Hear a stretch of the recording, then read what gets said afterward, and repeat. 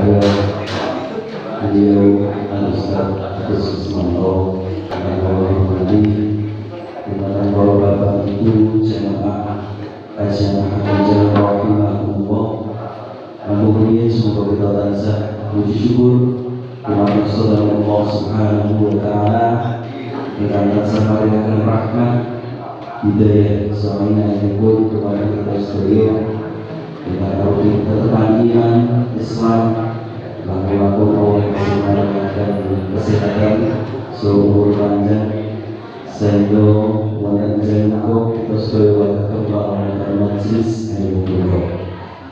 Salawat salam bagi Allah yang sangat dipahami kepada junjungan kita Nabi Abu Muhammad sallallahu alaihi wasallam. Salam keluarga pun, para sahabat-sahabatipun, dan kepada yang azhar sallallahu alaihi wasallam. Amin.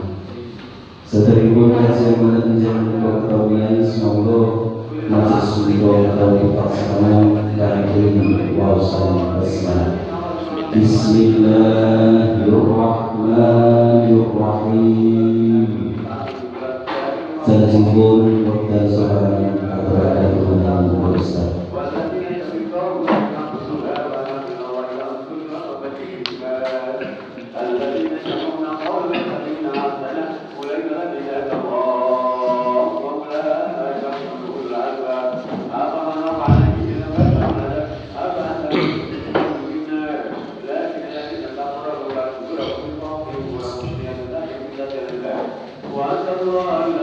Assalamualaikum warahmatullahi wabarakatuh.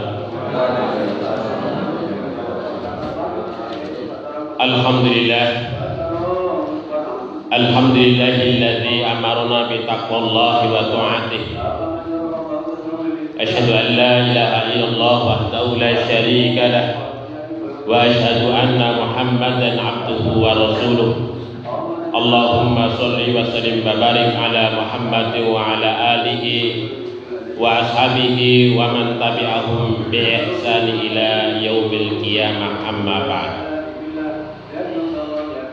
Para bini sepuh, bapak-bapak, ibu-ibu, hadirin wal hadirat, kaum muslimin wal muslimat yang insyaallah sedaya dipun mulyakaken, dipun rahmati, dipun berkahi oleh Allah Subhanahu wa taala yang saya hormati. Alhamdulillah, segala puji dan syukur senantiasa kita panjatkan kehadirat Allah Subhanahu wa taala atas segala limpahan nikmat yang Allah berikan kepada kita bersama. Alhamdulillah, pada pagi hari ini kita masih diberikan kesehatan, iman, kesempatan sehingga kita bisa berkumpul di majelis yang insya Allah dimuliakan oleh Allah ini.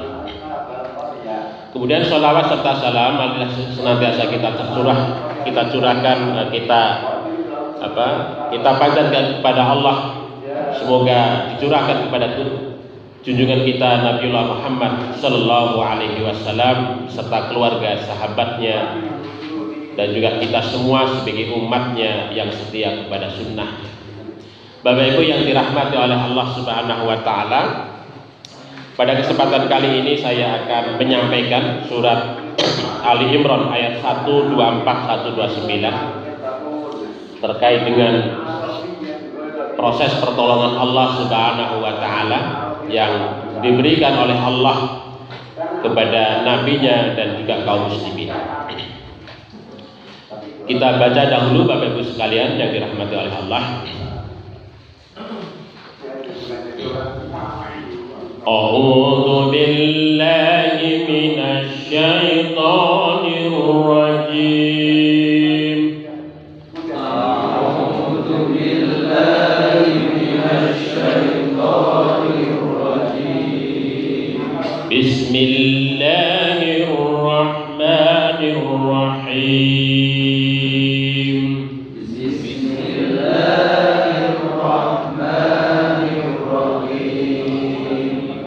إذ تقول للمؤمنين أن لن يكفيكم أن يمدكم ربكم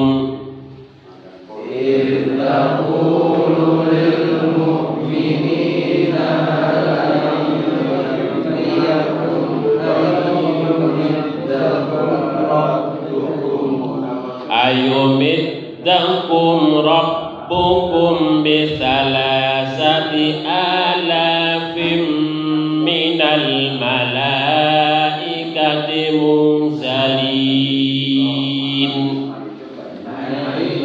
ayumiddakum rabbukum bisalasati alafim minal malaikati munzalin. Bala in tasbiru wa tattaqu wa ya'tukum min fawrikum hadza.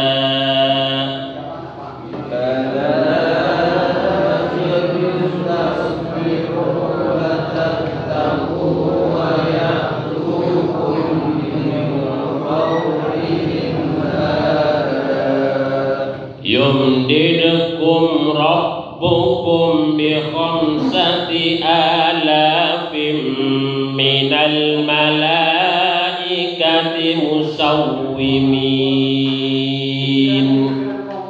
Yumdidukum rabbukum bi khamsati alafim minal malaikati musawwimin.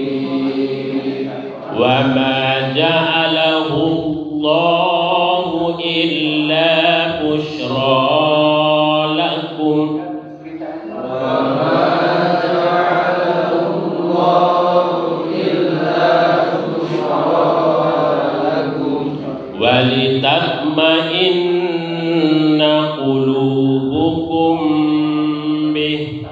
Wa litatma'inna qulubukum bihi.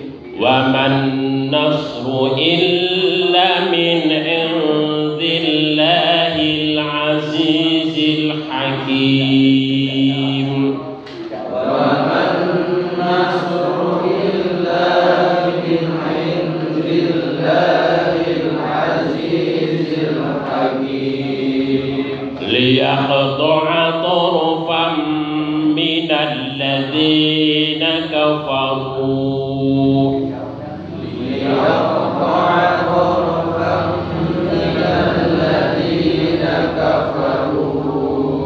Aw yakbitahum fayanqalibu khaibin. Aw yakbitahum fayanqalibu khaibin. Laisa laka minal amri syai'un aw yatuba alaihim.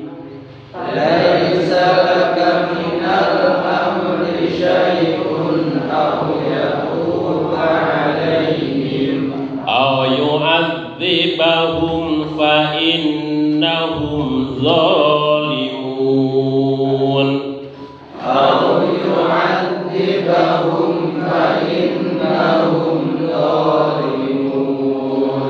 Walillahi ma fis samawati wa ma fil ardh.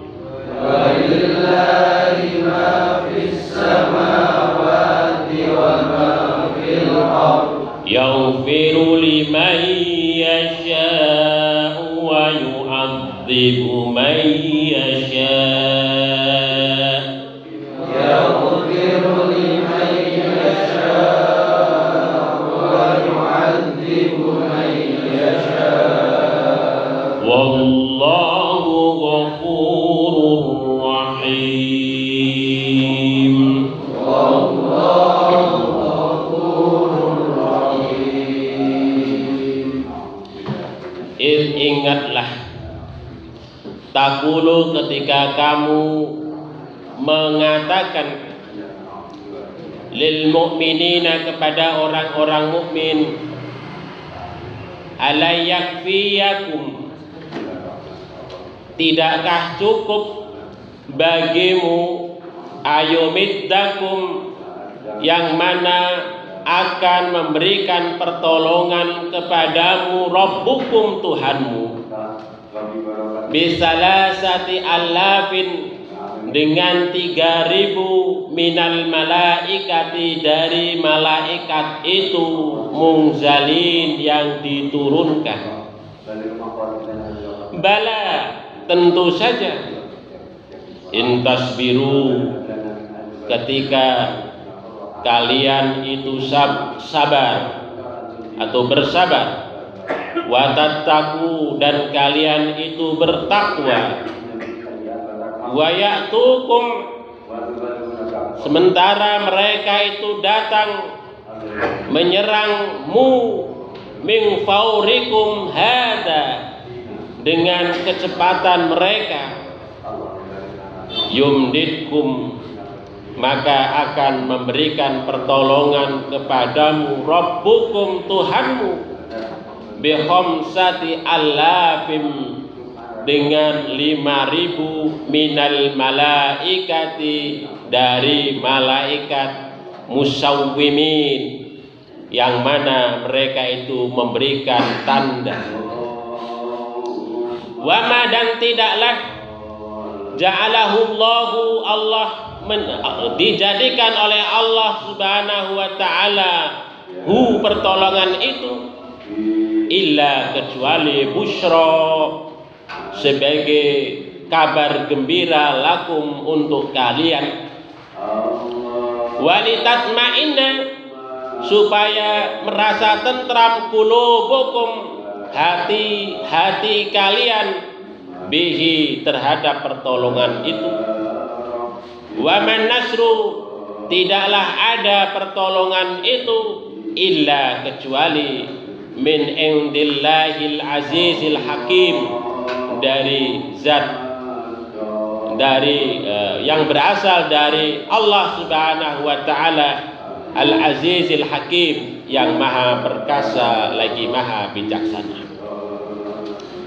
Liyaqta'a, supaya memotong ataupun menghancurkan torofan, ujung-ujung atau sebagian kelompok pasukan minal ladzina kafaru, dari orang-orang kafir itu, au yakbitahum, atau untuk menghinakan mereka itu, orang-orang kafir itu, fayangqalibu, maka orang-orang kafir itu pulang kembali khaibin, dalam keadaan yang tidak memiliki apa-apa.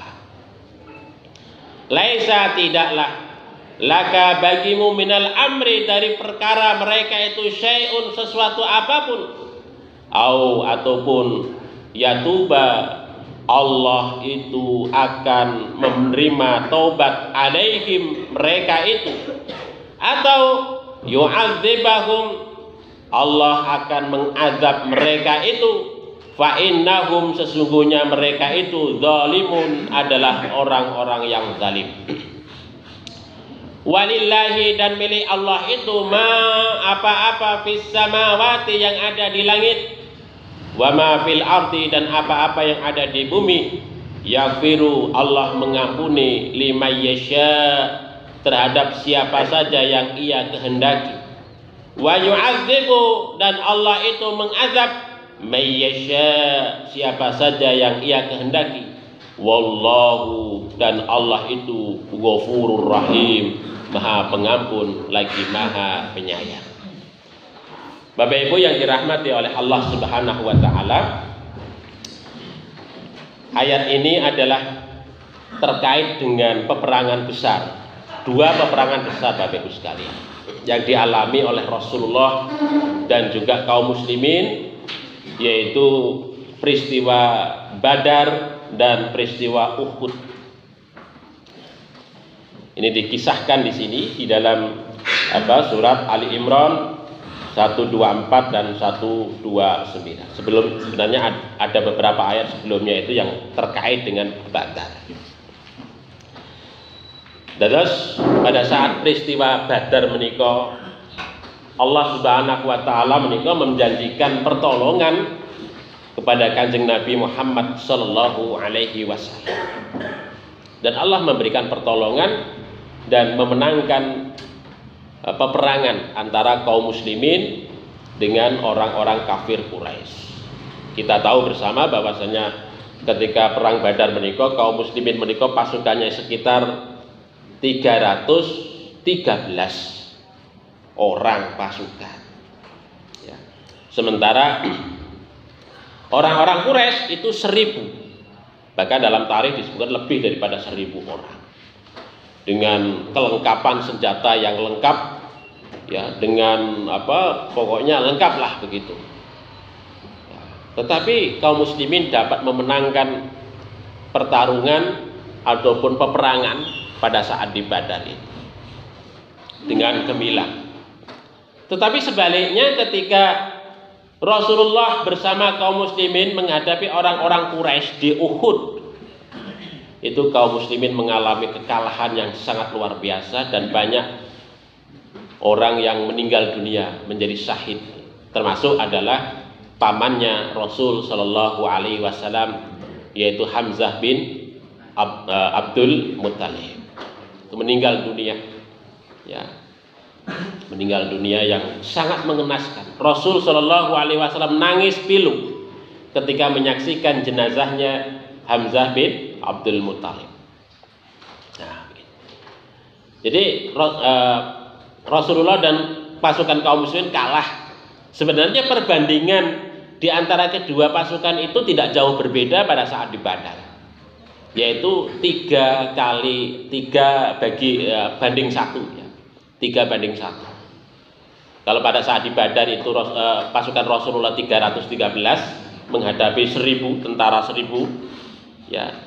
Sementara kalau di Uhud itu pasukan Rasul Shallallahu Alaihi Wasallam 1000 orang menghadapi 3000. Hanya saja memang dalam perjalanan, ya, ketika Rasul Shallallahu Alaihi Wasallam dari Madinah ke Uhud menikah, ada peristiwa yang menyakitkan hati Rasul Shallallahu Alaihi Wasallam, yaitu Abdullah bin Ubay melakukan pengkhianatan, ya, membawa serta 300 pasukan kaum muslimin pulang ke Madinah. Jadi pada awalnya ikut serta, tapi kemudian di tengah jalan melakukan pengkhianatan, pulang ke Madinah, tidak jadi ikut perang. Jadi pasukan Rasulullah kalong, berkurang, sehingga hanya menjadi 700 orang saja. Nah, begitu. Nah, itulah sebenarnya dari peristiwa itu sudah ada tanda-tanda kekalahan dari pasukan Rasul Shallallahu Alaihi Wasallam itu. Nah, ditambah lagi bahwa pasukan Rasul Shallallahu Alaihi Wasallam pada saat di Uhud itu adalah ketika Rasul Shallallahu Alaihi Wasallam menginstruksikan pasukan panah itu untuk bertahan di atas bukit atau di atas gunung itu, tetapi tidak tahan melihat godaan dunia yang akhirnya turun. Akhirnya benteng yang paling atas bukit itu atau di atas gunung itu direbut oleh pasukan Quraisy, yang akhirnya kemudian pasukan Quraisy itu dengan sangat bebas memanah, menombak pasukan kaum muslimin sehingga mengakibatkan kekalahan kaum muslimin itu. Itu peristiwanya begitu, Bapak Ibu sekalian. Sehingga kemudian kaum muslimin mengalami kekalahan begitu luar biasa pada saat itu. Nah, ini diungkapkan di dalam ayat ini, ittaqulu lil mu'minin. Ya, ini pada saat dikatakan pada saat di Badr itu, ya. Ittaqulu lil mu'minin, dan ingatlah ketika kamu wahai Muhammad mengatakan kepada orang-orang mukmin, ya, ayakfiyakum, ya, tidakkah cukup, dari kata kafa yakfi, ya, dari kata kafa yakfi, ayakfiyakum dibaca mansub karena ada huruf nasab, ya, lan, jadi alai yakfiyakum, ya. Tidakkah cukup bagi kalian ayumiddakum, dari kata amadda yumiddu. Nah, itu dari kata amadda yumiddu yang artinya memberikan pertolongan, mengulurkan, ya, menyediakan. dibaca mansub nasab karena kemasukan huruf nasab. An, sehingga kemudian ayumidda, aslinya yumiddu, ayumiddakum, yang mana akan memberikan pertolongan kepadamu. Rabbukum, Rabbukum itu sebagai fa'ilnya, kepada kalian semua, bisalasati allafim minal malaikah, dengan 3.000 malaikat. Ini pada saat Rasul Shallallahu Alaihi Wasallam di Badar dijanjikan oleh Allah Subhanahu Wa Taala untuk mendapatkan pertolongan dari Allah Subhanahu Wa Taala dengan 3.000 malaikat mungzilin, yang kemudian yang diturunkan oleh Allah Subhanahu. Ya tentu saja, bala tentu saja, yang mana Rasul itu mendapatkan pertolongan intasbiru wa tattaqu. Karena apa? Karena orang-orang pada saat di Badar itu menghadapi peperangan itu dengan penuh kesabaran dan ketakwaan kepada Allah Subhanahu wa Ta'ala, sehingga memenangkan peristiwa itu yang sangat gemilang. Ya. Walaupun pasukan Quraisy itu mempersenjatai diri dengan kelengkapan yang begitu rupa, sementara kaum muslimin tidak, tetapi dengan ketakwaan yang begitu rupa, dengan kesabaran yang begitu rupa, maka memenangkan pasukan, memenangkan pertarungan itu. Ya itu. Ini peristiwa Badar itulah yang kemudian sayangnya ketika pada saat peristiwa Uhud itu melenakan kaum muslimin, ya, dari peristiwa yang seharusnya itu mereka bersabar di dalam menghadapi peperangan itu. Sabar itu maksudnya ya terhadap godaan, terhadap peristiwa itu harus bersabar dengan sungguh-sungguh begitu. Apalagi dalam konteks pertahanan. Ya, dalam konteks pertahanan, ketika dia bertahan, nggak bersabar, ya di dalam menghadapi pertahanan diri itu tadi, maka pasukan kafir itu dengan sangat mudah menembus pasukan kaum muslimin itu. Dan akhirnya memang betul terjadi. Dan lebih-lebih tidak bertakwa, artinya tidak berhati-hati dan taat kepada apa yang diinstruksikan oleh Rasul Shallallahu Alaihi Wasallam itu tadi. Yang seharusnya pasukan yang ada di bukit itu tidak turun segera, tetapi karena melihat rampasan perang yang begitu luar biasa yang ada di bawah, di lereng-lereng bukit itu, maka pasukan yang ada di atas bukit itu segera turun, takut kalau orang kebagian. Nah, itu. Jadi akhirnya kemudian pertahanan yang di atas bukit itu kosong. Padahal orang-orang Quraisy, pasukan Quraisy itu lari, itu strategi mereka. Meninggalkan rampasan perang, lari di balik bukit itu, di balik bukit. Nah, ketika pasukan kaum muslimin yang dari atas bukit itu turun, maka ketika lari yang dipimpin oleh Khalid bin Walid ini, maka pasukan Quraisy itu naik di atas bukit. Karena kosong. Kata Rasulullah Shallallahu Alaihi Wasallam, diceritakan di dalam tafsir Imam At-Tabari menikah, diceritakan, mengapa orang-orang Quraisy itu kok lebih tinggi dari kita, cepat rebut yang bukit itu. Maka Rasul Shallallahu Alaihi Wasallam menginstruksikan Umar ibn Khattab radhiyallahu anhu untuk memimpin divisi pasukan itu dalam rangka untuk merebut kembali bukit atau atas gunung Uhud itu. Dan alhamdulillah berhasil itu. Tetapi karena sudah banyak sekali yang meninggal di kalangan kaum muslimin, bahkan pada saat itu si Abu Sufyan menyatakan Quraisy, orang-orang Mekah berhasil mengumumkan diri itu, berhasil telah membunuh Muhammad. Itu sudah gusar semua, kaum muslimin sudah gusar semua. Ya, kaum muslimin sudah gusar semua, sehingga kemudian ketika Rasul Shallallahu Alaihi Wasallam itu memang terluka, Rasulullah Shallallahu Alaihi Wasallam terluka di kepalanya sehingga mengucurkan darah yang sangat deras itu di wajahnya itu, sampai giginya tanggal.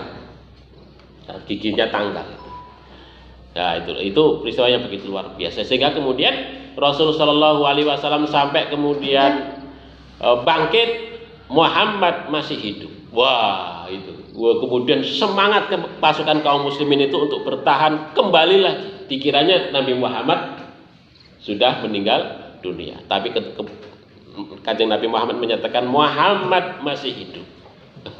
Gitu.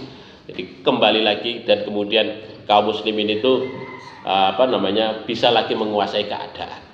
Kemudian setelah itu Khalid bin Walid yang memimpin pasukan Quraisy itu pulang dari sana. Dan dari situlah kemudian Walid bin Walid justru pada saat itu melihat pasukan Rasul Shallallahu Alaihi Wasallam, semangatnya orang-orang Madinah di dalam mempertahankan diri itu, sehingga kemudian dia malah justru masuk Islam.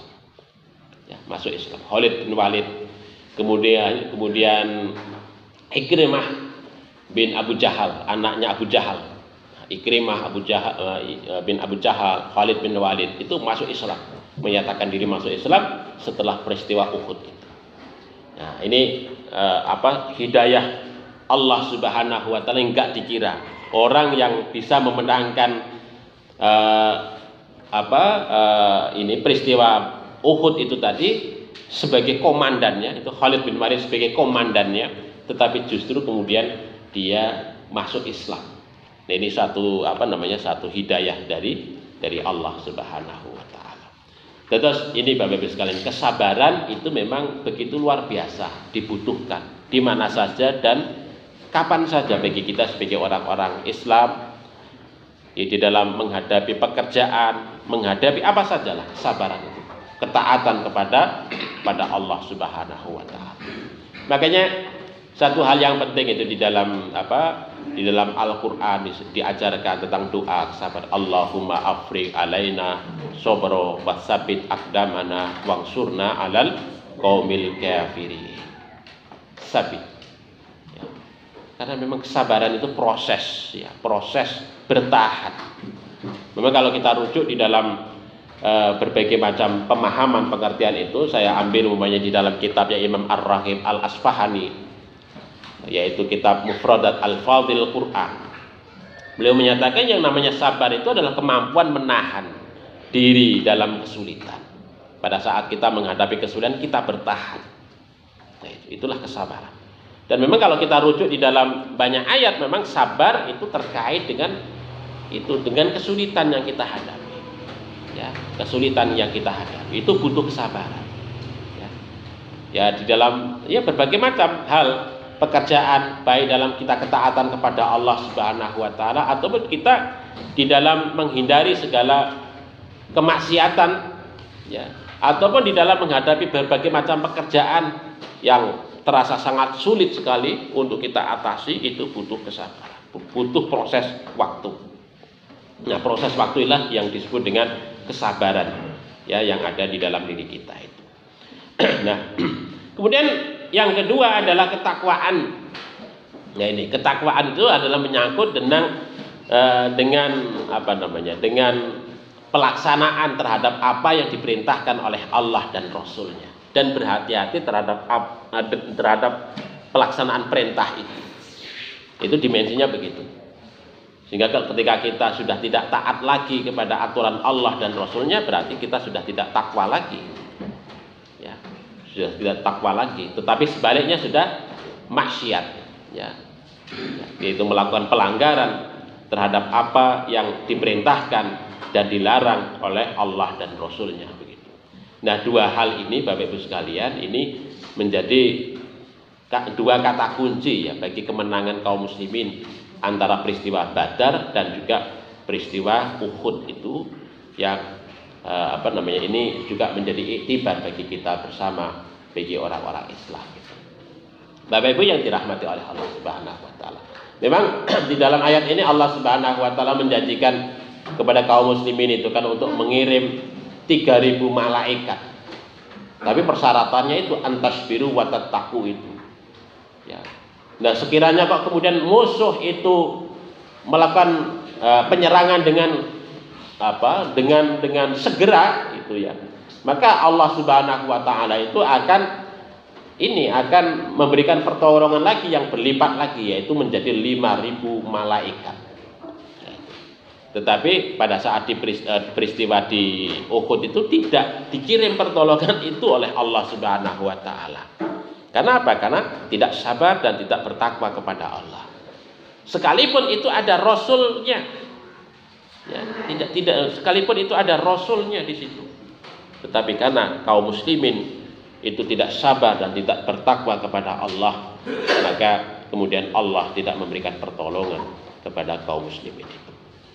Musawwimin, yang memberikan tanda, ya, memberikan tanda. Memang pada saat di Badar itu ketika Allah Subhanahu wa taala mengutus malaikat memberikan pertolongan kaum muslimin itu, ya ada tanda yang dimana pertolongan itu datang, gitu ya.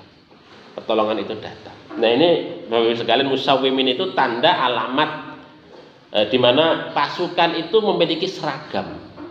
Nah itu artinya ketika orang itu terjun ke medan perang itu harus memiliki tanda, jangan sampai kok keliru.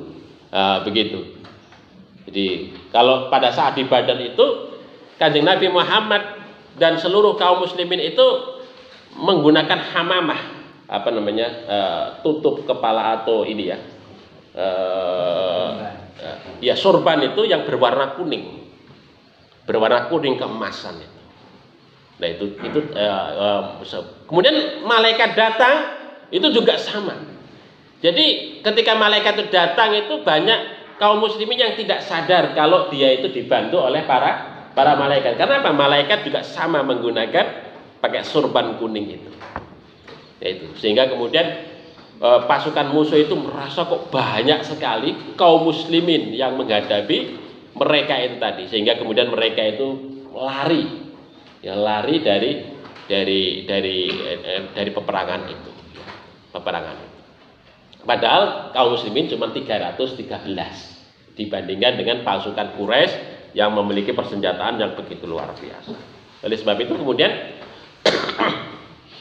di dalam tradisi-tradisi peperangan yang selanjutnya itu kemudian memang yang namanya tentara, pasukan itu ya memiliki seragam khusus sebagai tanda. Oh ini teman saya itu, jangan sampai kok nanti salah, keliru itu ya. Salah itu. Enggak boleh asal pakai pakaian itu. Tidak boleh asal pakai pakaian itu. Sehingga kemudian dari firman itu musawwimin itu tadi, maka Rasul Shallallahu Alaihi Wasallam itu memerintahkan kepada pasukan yang dipilih itu, maka ketika mereka itu berperang di jalan Allah itu, mereka ada pakaian tertentu supaya mereka tidak salah ataupun keliru dengan pasukan musuh. Dan itu kemudian tradisi itu dalam konteks modern ya sekarang kalau tentara itu ya seragamnya ngoten niko sendiri-sendiri begitu ya. Nah begitu. Ketika di dalam peperangan juga sama begitu. Apalagi peperangan zaman dulu itu dengan pedang dan tombak itu kan sangat dekat sekali. Itu kan kalau salah nombak ya itu kan bisa jadi malah teman sendiri yang ketombak itu karena nggak menggunakan pakaian yang sama yang serupa itu tadi. Ya kalau sekarang kan peperangan ya sudah peperangan yang pakai artileri, pakai persenjataan berat begitu, sehingga jarak orang itu sangat jauh sekali nggak ngerti ya yang di seberang itu pakaian apa nggak ngerti itu. Kalau zaman dulu memang sangat dekat sekali menggunakan pedang dan tombak itu begitu, sehingga kemudian pakaian itu sangat penting di dalam untuk menyatukan kaum muslimin juga ya, untuk menunjukkan juga kehebatan itu. Dengan pakaian itu orang musuh itu sudah gentar untuk menghadapi itu. Dengan seragam yang begitu rupa itu sudah sangat gentar. Itu salah satu juga dalam rangka untuk menggetarkan jiwa para musuh begitu. Musawwimin. Nah, malaikat yang diturunkan oleh Allah Subhanahu wa taala juga sama musawwimin itu tadi, menggunakan tanda yang serupa dengan yang dipakai oleh kaum muslimin. Wa ma ja'alahu Allahu illa busyra lakum, yang mana Allah Subhanahu wa taala itu tidak menjadikan kemenangan itu illa busyra sebagai satu kabar gembira. Ya, senang dengan kemenangan Badar itu, dakwah Islam itu begitu luar biasa. Jadi enggak dikira oleh orang-orang Quraisy itu, dikiranya orang-orang mukmin itu lemah pada awalnya itu. Lemah, enggak memiliki kekuatan begitu. Ya itu. Tetapi kemudian dari kenyataan pada saat di di Badar itu tadi kaum muslimin dapat mengalahkan mereka dengan pasukan yang sangat kecil itu tadi.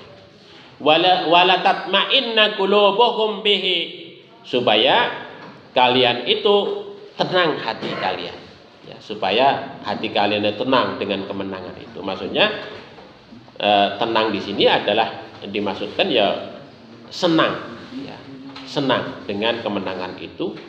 Wa manasru illa min indillahil azizil hakim, maka tidak ada pertolongan kecuali bahwasanya pertolongan itu berasal dari Allah Subhanahu wa taala. Ya, ini. Kemudian Bapak Ibu yang dirahmati oleh Allah Subhanahu wa taala. Kemudian yang ayat selanjutnya adalah liyat ta'aturafa minal ladzina kafaru aw yakbitahum fayanqalibu khaibin. Itu memang khaibin betul. Orang-orang Quraisy ketika pulang ke rumah itu dalam keadaan menderita kekalahan yang begitu luar biasa. Ya, harta yang mereka bawa pada saat peperangan itu menjadi rampasan kaum muslimin, onta, kuda, ya, dan segala macam persenjataan, termasuk juga bekal emas, perak dan sebagainya itu menjadi rampasan kaum muslimin, sehingga kemudian mereka lari tunggang langgang dan tidak mendapatkan apa-apa dari kaum muslimin. Kemudian ayat selanjutnya, laisa laka minal amri syai'un, maka bukanlah urusanmu, kata Allah Subhanahu wa taala, minal amri, terkait dengan urusan mereka itu, syai'un, sedikit pun. Nah, ini Bapak Ibu yang dirahmati oleh Allah Subhanahu wa taala, ini terkait dengan peristiwa Uhud, ya.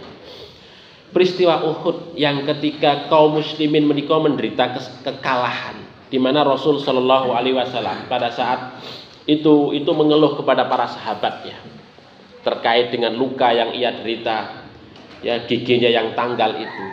Yang kemudian para sahabat itu begini, wahai Nabi, mengapa engkau tidak berdoa untuk kehancuran mereka itu? Ya. Tapi Kanjeng Nabi Muhammad Shallallahu Alaihi Wasallam justru menjawab dari permintaan para sahabat itu untuk mendoakan untuk mendoakan keburukan untuk orang-orang yang mengalahkan kaum muslimin di peristiwa Uhud itu. Kenapa? Karena Rasul Shallallahu Alaihi Wasallam sebelum para sahabat itu mengusulkan pendapat kepada Nabi untuk mendoakan mereka dengan doa yang buruk itu, pada saat Rasul Shallallahu Alaihi Wasallam mengeluh kepada Allah Subhanahu wa taala itu terkait dengan mana mungkin mereka itu akan mendapatkan keselamatan, ya, yang mana mereka itu telah mengelukai nabinya dan menanggalkan gigi nabinya. Kemudian Rasul Shallallahu Alaihi Wasallam berdoa kepada Allah Subhanahu wa taala, tetapi doanya Kanjeng Nabi atau proposalnya Kanjeng Nabi menika ditolak oleh Allah Subhanahu wa taala. Nah, penolakan Allah Subhanahu wa taala mungkin menika di dalam ayat ini, ayat 128 menika, laisa laka minal amri syai'un. Nabi, kamu tidak memiliki hak terhadap perkara mereka sedikit. Ya. Begitu. Kanjeng Nabi mau ndonga, minta izin ndonga, minta kepada Allah Subhanahu wa taala, tapi kemudian doanya Nabi itu ditolak oleh Allah Subhanahu wa taala. Urusan mereka itu adalah urusanku, kata Allah. Apakah Allah itu akan menerima taubat mereka, ataukah Allah Subhanahu wa taala sebaliknya akan memberikan azab kepada mereka? Itu adalah urusan Allah Subhanahu wa taala. Makanya ketika para sahabat itu mengusulkan kepada Nabi Shallallahu alaihi wasallam untuk mendoakan keburukan kepada orang-orang Quraisy yang menyerang dan mengalahkan kaum muslimin pada saat di Uhud itu tadi, Kanjeng Nabi Muhammad Shallallahu alaihi wasallam menyatakan, inni lam ub'as la'ana. Hei sahabat, sesungguhnya aku ini tidaklah diutus bukan sebagai orang pelaknat, ya. Walakinni bu'istu da'iyan, tetapi aku ini diutus oleh Allah Subhanahu wa taala da'iyan, yang menyeru, mendakwahi mereka, warahmatan, dan yang membawa rahmat, Allahumma hdi qaumi fa innahum la ya'lamun. Ya Allah, tunjukkanlah, berikanlah petunjuk kepada kaumku itu, fa innahum la ya'lamun, sesungguhnya mereka itu tidak paham, tidak mengetahui itu. Dan ternyata memang betul Bapak Ibu sekalian. Dalam beberapa saat itu tadi, Khalid bin Walid sebagai komandan orang-orang Quraisy itu masuk Islam, Ikrimah masuk Islam, dan seterusnya itu sebagai satu hidayah yang diberikan oleh Allah Subhanahu wa taala kepada mereka itu. Oleh sebab itu wajar kalau kemudian Allah Subhanahu wa taala menyatakan itu laisa laka minal amri syai'un. Yaitu jadi terkait dengan masalah hidayah, terkait dengan masalah azab, itu adalah urusan Allah Subhanahu wa taala. Ya, apakah orang-orang yang pada awalnya zalim itu kemudian mendapatkan hidayah, itu urusan Allah. Ataukah orang-orang yang pada awalnya zalim itu kemudian diazab oleh Allah Subhanahu wa taala, itu juga urusan Allah Subhanahu wa taala. Nah, ternyata kemudian pasukan Quraisy itu akhirnya mereka itu mendapatkan hidayah. Sehingga Allah Subhanahu wa taala yatuba alaihim, memberikan atau menerima taubat daripada orang-orang Quraisy itu karena memeluk Islam itu tadi. Nah ini Bapak Ibu yang dirahmati oleh Allah Subhanahu wa taala. Kemudian ayat ini juga kalau kita baca di dalam tafsirnya Imam At-Tabari, kemudian juga tafsirnya Imam Al-Qurtubi begitu ya. Al-Jami' li Ahkamil Quran itu sebenarnya ayat ini juga tidak melulu terkait dengan peristiwa Uhud itu, ya, tetapi juga ada peristiwa-peristiwa yang lain yang kemudian menjadi latar belakang terkait dengan turunnya ayat ini. Bisa dikatakan bahwasanya ayat ini itu adalah ayat yang diantara beberapa kali turun kepada Kanjeng Nabi Muhammad Shallallahu Alaihi Wasallam. Jadi memang Bapak Ibu yang dirahmati oleh Allah, kalau terkait dengan wahyu itu memang ada ayat yang turun hanya sekali kepada Kanjeng Nabi, tetapi juga ada ayat-ayat ataupun surat yang turun beberapa kali kepada Kanjeng Nabi Muhammad Shallallahu Alaihi Wasallam. Dan turunnya itu dalam rangka untuk mengingatkan, barangkali begitu ya, mengingatkan kembali ya, kepada Kanjeng Nabi Muhammad Shallallahu Alaihi Wasallam. Karena apa? Karena setelah perang Uhud menikah kan ada beberapa pengiriman pasukan, ya, beberapa pengiriman pasukan oleh Rasul Shallallahu Alaihi Wasallam.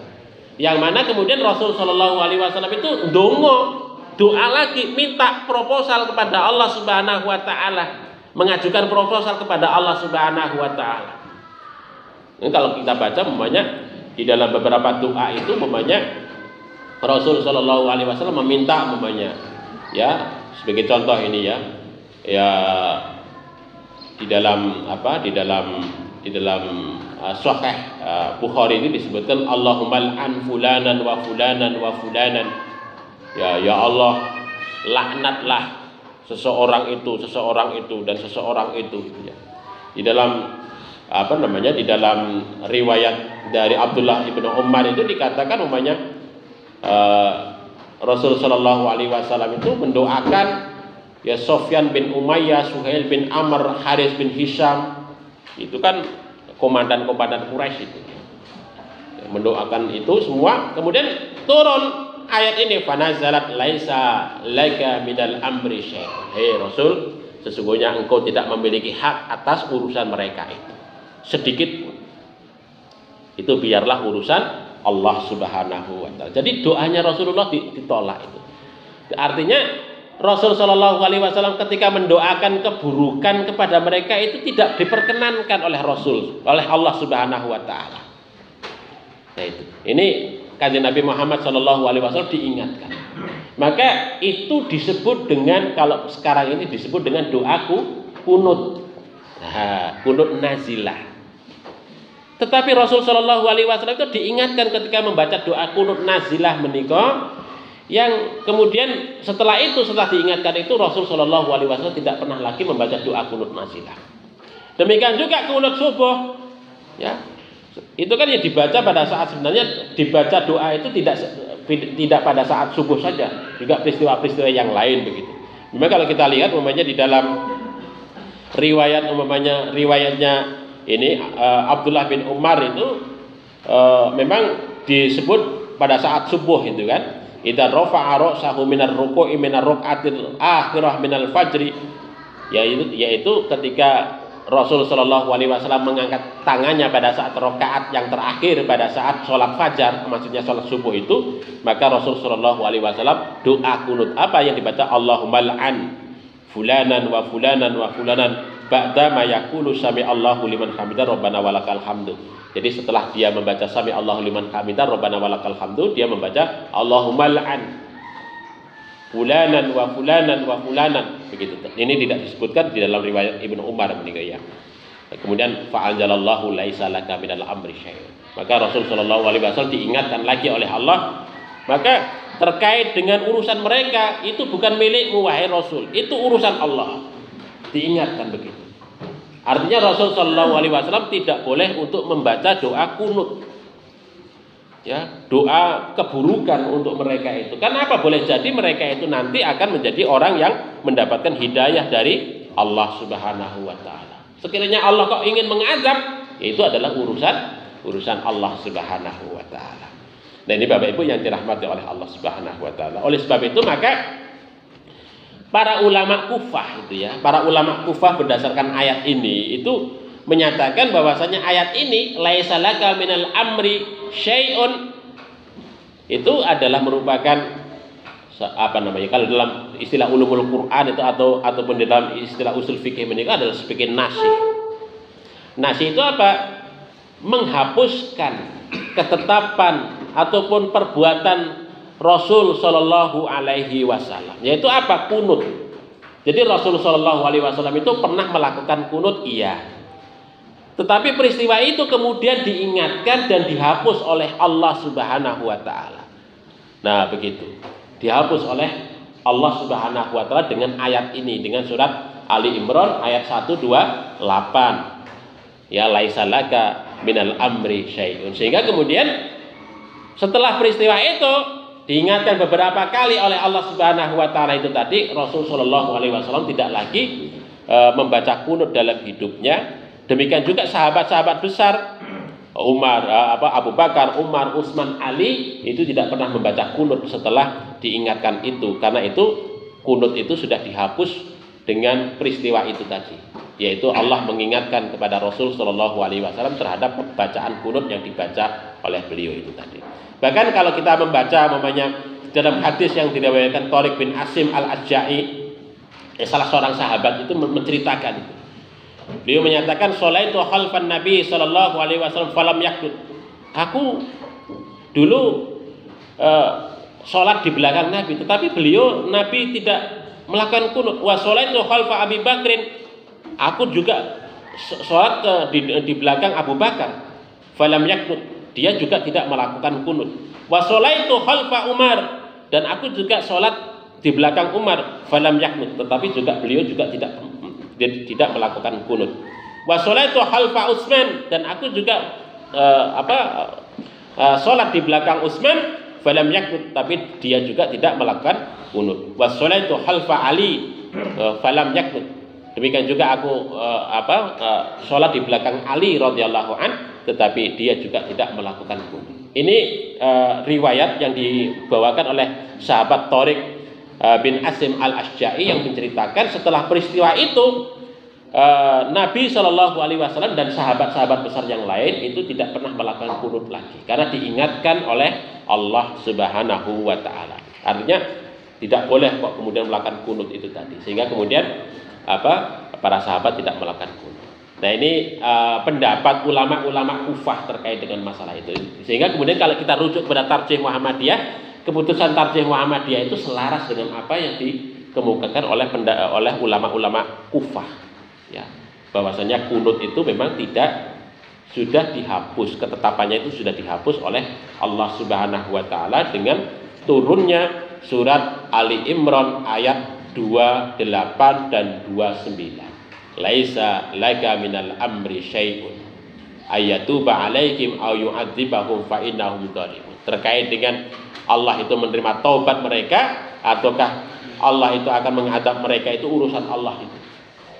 Dan ditegaskan dalam ayat 29 itu walillahi ma fis samawati wa ma fil ardi Dan milik Allah lah apa yang ada di langit dan di bumi itu, yaghfiru liman yasha. Allah itu mengampuni siapa saja yang dikehendaki. Wa yu'adzibu man yasha, dan Allah juga memberikan azab kepada siapa saja yang dikehendaki. Wallahu ghafurur rahim. Bapak Ibu yang dirahmati oleh Allah Subhanahu wa taala.